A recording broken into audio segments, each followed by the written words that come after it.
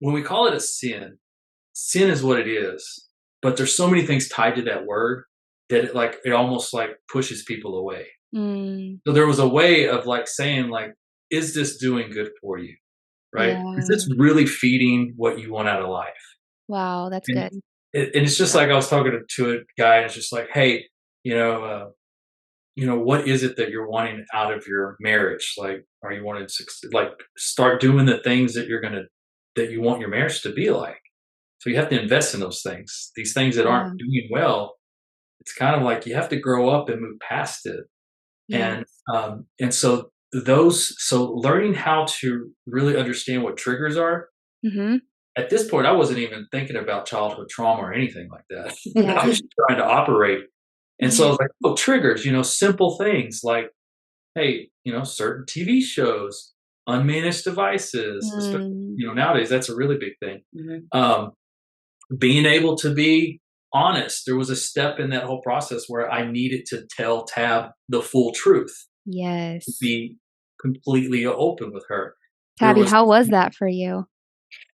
Um, it was shocking because, like, he had mentioned, I can't remember if you had just told me you had. well, I told you it was a men's group at one time. Yeah, because he wasn't like, when he first started, he was like, "Oh, I'm just gonna check this out." Oh, he was like, "I'm just gonna check this out because the guys asked me some questions at group." Uh-huh. Okay. Well, then when he like um confesses to me and tells me like it's an issue and it's something that he's learning about, um, I'm a little different than most wives, and I really don't know why this is. I did have a little hurt, but I wasn't like angry at Yeah. him. I guess because my unwavering faith always comes in, and Yeah. I'm like, he's confessing to me. I'm not catching Mm. him. I'm not um catching him in these lies. He's coming to me. Yeah.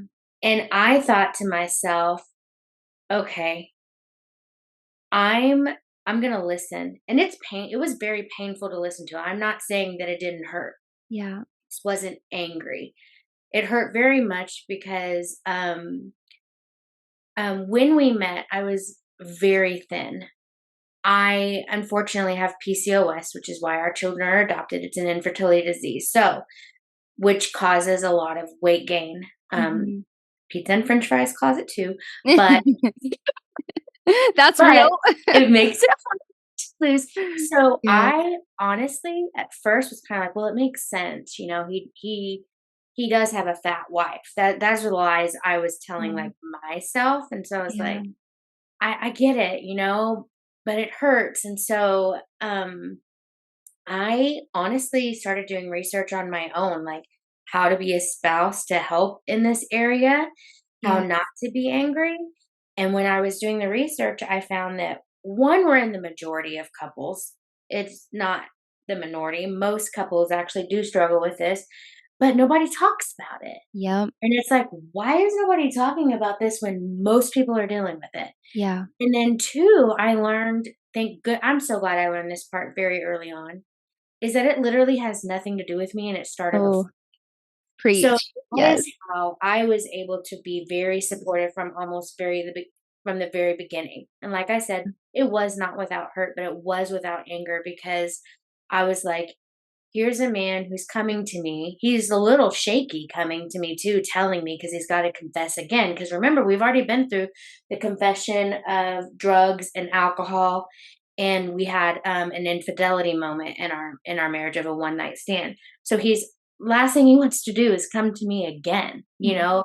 of like I've messed up again. But God had already done so much work in us and through us that we had gotten to the point where I was so grateful that he confessed to me about the drugs and alcohol and the one night stand because it was either our marriage is going to end or it's going to truly begin because we're going to begin in Mhm. truth.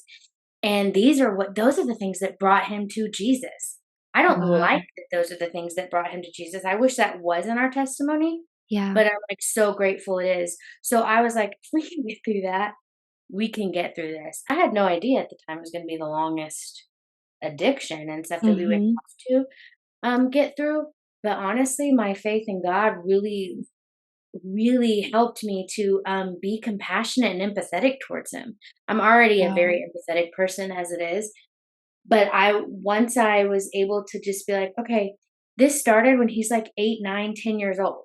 Yes. This was way before me and has nothing to do with me. And if anything, it made me, even though we were very early on in our marriage and in this pornography recovery, I got a passion for other people because I'm like, we need to talk about this. These things need Yeah. to be talked about because marriages are ending and they're suffering in silence. Yeah. Amen. So I just did a lot of praying and was like, okay, I'm going to support him. I'm going to hear hard things Yep. and I'm going to do whatever I can as a spouse to help any triggers. One of the funny things that we tell couples, this is funny, is like one of his triggers is if we saw someone in a mall and she was wearing tight fitting clothes around the bottom, the butt area, I would just squeeze his hand and we'd go the other way because that was Yes. just a physical trigger that would Oh trigger gosh, and that's everywhere. it's literally everywhere. I Yeah. mean, driving down the road on a billboard for crying out loud. I mean, Yes. it's like Yep. everywhere, but that was a loving way for me. And it was just unspoken. I mean, we don't have to do that anymore. But that at the beginning Yes. did. And we had to stop watching certain things. So I was like, okay, I'm going to be supportive in Yep. this. And I need to figure out how. And honestly, the only way I could was my faith and relying on God. Amen. Because if I didn't rely on God and help him, I was going to be self-loathing because I was already uncomfortable in my skin and feeling down about myself and my weight, which he has never made me feel. He's always like, "You're the most beautiful woman I've ever seen." But in my mind at the beginning, I'm like, "But why are you looking at these unattainable goals for myself?" Like Yeah. Yeah. this is, but um, that's another difference with us is he did always make me feel amazing. Yep. So, with my faith and lots of prayer and realizing that majority of people are going through this, Yes. Yeah. we were really able to get through it because we both really put the work in to it. Yeah. You And know, that's what it takes. I would Yeah. say too, just to caveat all that is like there's an aspect of that where I have to remind men after she tells that part of it is that the men have to do the work. Yes. There's not Mm. just a full blown grace. She's not Jesus, right? Right. Yes. So there's work that has to be done, and that's one of the things that you know I couldn't find that in a local church. I couldn't find that anywhere. It was Triple X Church. I will always speak very highly of them because that's one of the things I learned was like, oh, there's a and that's the way I approach things now, very practical. There's a practical Yep. Right. approach to this, and really it's honest and transparency. But it's like you can ask anybody in my workplace. So I work in the banking industry, and I'm part of different organizations throughout the state and all of them will say, "Oh yeah, Gerald does talk about pornography addiction." Like he will talk about it. I do, and I talk about it with a lot of people because there's also it's why I write, it's why I have a newsletter, it's all these things. Yeah. It's part of my sobriety, right? Is to keep Mm. doing the work, Oh and that's yeah. why I journal, and that's why I will continue to do those things because it forces me to keep myself out there being transparent. Wow. So that's a part of where me and Tab, even Tab will call me out. I mean, we Oh haven't yeah. been married for 20 years for nothing. Like, Graceful, like you do what you want, you get a pass. yeah, No, like I Yep. am very honest and I always tell it like it is, like, yo, dude, you suck and that hurts. Like Yes. I'm not afraid to say that. And Yeah. any spouse, woman listening out there, like your feelings are valid. Just because I did not feel anger does not mean your anger is not okay or justified. Yeah. I felt more hurt and sad and even a little betrayed, because and like I didn't meet those standards.